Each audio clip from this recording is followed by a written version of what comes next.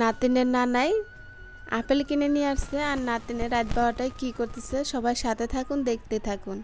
আসসালামু আলাইকুম, আমি নীলা বলছি ঢাকা গাজীপুর থেকে। ছোট ছোট অংশ নিয়ে ভিডিওটা সাজাইছি। আশা করি আজকের ভিডিওটা আপনাদের ভালো লাগবে। যে যেখান থেকে বসে আমার ভিডিওটা এই মুহূর্তে দেখতেছেন এবং দেখবেন, কাছে কি দূরে, দেশ এবং দেশের বাইরে, আশা করি আল্লাহর রহমতে সবাই সুস্থ আছেন, ভালো আছেন। আলহামদুলিল্লাহ, আপনাদের দোয়ায় ভালোবাসায় আমার পরিবারের সবাইকে নিয়ে আমরাও বেশ ভালো আছি। তাই তো সোহানের বাবা রাতের বেলা আসার সময় দোকান থেকে নিয়ে আসছে আপেল আর নিয়ে আসছে বমরুটি। তো এখানে আমি যে বের করে নিচ্ছি আর সকালবেলা আমি বয়সটা দিচ্ছি, হয়তো আমার কণ্ঠস্বরটা আজকে অন্যরকম লাগতে পারে, অবশ্যই আপনারা ক্ষমা দৃষ্টিতে দেখে নেবেন। এগুলো বের করে পরে সোহানের বাবার দুপুরে যে খাবারটা দিয়েছিলাম প্লেট বাসনটা আমি ধুয়ে নিব। তাই তো তারপরে কিন্তু আমরা খাওয়া দাওয়া করে নিয়েছি। আর এই পর্যায়ে কিন্তু রাত 12টার উপরে বাজে, কারেন্ট নেই। তাই সোহানের বাবা ওই যে দোকানের হিসাব করতে লইছিল। আর দেখেন তার নাতিনের কি অবস্থা, দাঁত কিন্তু নাই, বাবুর কিন্তু পিচ্ছি। তো অনেক চেষ্টা চালাইতেছে আপেল খাওয়ার জন্য, আমরা নিচে বসে সবাই এমনি জ্বালানা খুলে বসে আছি। সে বারবার তার নানার কুলে যাবে, তারপর কিন্তু তার নানা হিসাব বাদ দিয়ে তাকে কুলে নিছে, টেবিলের উপরে বসে রাখছে। আর এই তো কারেন্ট নাই, কিন্তু কারেন্টে যখন যে কি একটা ডিস্টার্ব করে কি বলবো, অতিরিক্ত জ্বালাতন করে কারেন্টে। কারেন্ট না থাকার কারণে বাবুটাও ঘুমাইছে না, আবার আমরাও সবাই বসে আছি। তাই তো দেখতে পারতেছেন কি করতেছে একটা আপেল নিয়ে। তার রাত 12টা বাজে নানা নাতিনের এই কীর্তি কাহিনী দেখে সবাই হাসাহাসি করতেছে। আর ঘরে যদি ছোট্ট একটা বাবু থাকে বেশ ভালোই কিন্তু লাগে। তো সবাই বাবুটার জন্য দোয়া করবেন যেন সবসময় সুস্থ থাকে, ভালো থাকে।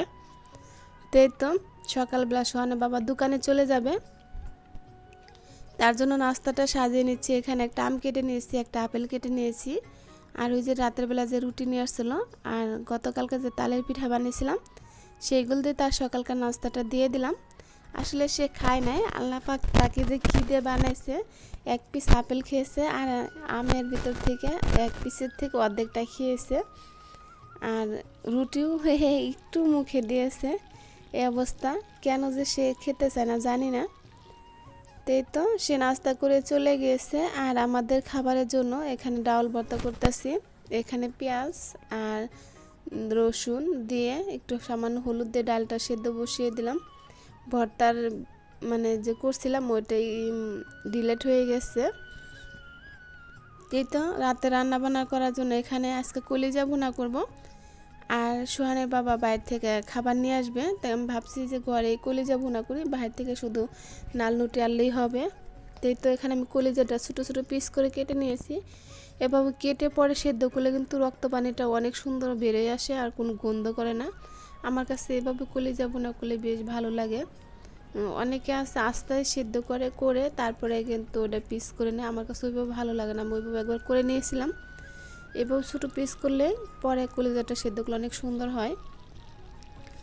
আর এই পর্যায়ে আমার ভালোবাসার মানুষদেরকে আমি একটা কথা মনে করে দিচ্ছি, যারা আমার ভিডিওর সাথে এই পর্যন্ত ধৈর্য সহকারে আসছেন এবং শেষ পর্যন্ত থাকবেন, একটা লাইক দিতে ভুলে গেছেন, প্লিজ দয়া করে একটা লাইক দিয়ে দিবেন। আপনাদের ছোট্ট একটা লাইকে কিন্তু আমাকে সামনের দিকে পারবে এগিয়ে নেওয়ার জন্য, আর পরবর্তী আরেকটা ভিডিও বানানোর জন্য উৎসাহিত করবে। তাই এই তো। আর আজকে প্রথম যারা আমার ভিডিওতে ভিজিট করেছেন, ভিডিওটা দেখতে দেখতে কোনো জায়গায় কোনো অংশতে ভালো লেগে থাকে, চাইলে আমার পরিবারের পাশে থেকে যেতে পারেন। ইনশাল্লাহ আমিও আপনাদের পরিবার চলে যাব। আর অনেক নতুন আপুরা অ্যাড হচ্ছেন। আমি যদি আপনাদের পরিবার যেতে হয় আমার কমেন্টে এসে একটু হাই হ্যালো বলবেন, তা আমি চলে যাব। তাই তো কথা বলতে বলতে এখানে কিন্তু কলিজাটা রান্না করে নিচ্ছি। আর আপনাদের সাথে এত কিছু শেয়ার করে নেই, আসলে ঘরে মানুষ থাকলে, আর আমিও একটু অসুস্থ, 2 দিন গরম পড়ে আবার ঠান্ডা লেগে গেছে, গরম ঠান্ডা। আমার ঠান্ডার সমস্যাটা একটু বেশি দেখা দিচ্ছে। তো সবাই আমার ফ্যামিলির জন্য দোয়া করবেন যেন ভালো থাকি, সুস্থ থাকি। তো এখানে ছোটো ছেলে বলছে দুধ দিয়ে ভিজে বিস্কিট খাবে, ওর এইভাবে ভালো লাগে বলে খেতে। বলতেছে আজকে একটু চিনি দিতে, এমনি এমনি অন্য সময় খেতে দিলে চিনি দেয় না, আজকে বলতেছে আম্মু আমাকে একটু চিনি দিয়ে দাও দুধের ভিতরে। মানে শানে বলতে যে সুহানে তো খাবে না, তাই ওর নাস্তাটা আমি বানিয়ে দিলাম। মানে এখানে গায়ের দুধ যেটা ছিল বাবুকে খাওয়াতে হবে, তা গায়ের দুধ দিছি না, গুঁড়া দুধ একটু গরম পানিতে গুলে পরে দিয়েছি। এই কারণে মানে বলতেছি চিনি দেওয়ার জন্য। গুঁড়া দুধটা কিন্তু এমনি একটু পানসা লাগে, চিনি দিলে হয়তো একটু মিষ্টি লাগবে, এই কারণে হালকা একটু চিনি দিয়ে দিলাম। আর এই তো সোহানের বাবা চলে আসছে, তো এখানে এই যে নাস্তা নিয়ে আসছে, আর নালনুটি আনছে, আর হলো সবজি নিয়ে আসছে, মানে যে যেটাই খায়। তার মানে এটাই আজকে ছিল আজকের রাতের আয়োজন ডিনারের জন্য। আজকে ভাত রান্না করে নেই, সবাই এটাই খেয়ে নেবে। আর সোহানের বাবা যত কিছু খাক না কেন, তার কিন্তু লাস্টে এক নেলা ভাত লাগবে, মানে তার খাওয়া লাগবে। যে অনেক যে খাবে তা না, এক নালা দুই নালা ভাত তার লাগবে। তো এই কারণে দুপুরে যে রান্না করছে ভাতটা রয়ে গেছে, ওখান থেকে কিছু ভাত খাবে। আর বাচ্চা কাচ্চার ঘর কিন্তু মানে সবসময় একবারে যেই করে রান্না করতে হয় তা না, কিছু দূরে রান্না করতে হয়। অনেক সময় আছে বাচ্চারা যেদিন না থাকে ওই দিন বলে যে আম্মু খেতে দাও, যেদিন থাকে ওই দিন কিন্তু চায় না। তা আমি সবসময় মানে একজনের ভাত রেখেই রান্না করি, এতে মানে অপচয় হয় না। না থাকলে বাসার ভেতরে না থাকলে মানুষে শুনবে, এতে আরও মানে লজ্জায় পড়তে হবে, এই কারণে। তাই দুপুরে যে রান্না করছি ওই ভাতগুলাই আসছে, ওখান থেকে কিছু ভাত খেয়ে নেবে।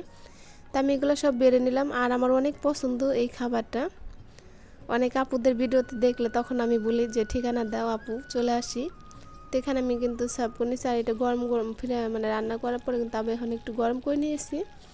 তা আমি সোহানের বাবাটা বেড়ে দিচ্ছি, আর বাগনির খাবারটাও বেড়ে দিচ্ছি। আর মানে আমার ডাইনিং টেবিলের যে লাইটটা, আগে দুইটা লাইট ছিল, টিভি সেটিং করার পরে কিন্তু একটা লাইট মানে খুলে ফেলা হয়েছে, এই কারণে কিন্তু একটু অন্ধকার। তা আপনাদের সাথে এই খাবারের থেকে বিদায় নিব, দেখাবে নতুন কোনো ভিডিওতে। সে পর্যন্ত ভালো থাকুন, আল্লাহ হাফেজ।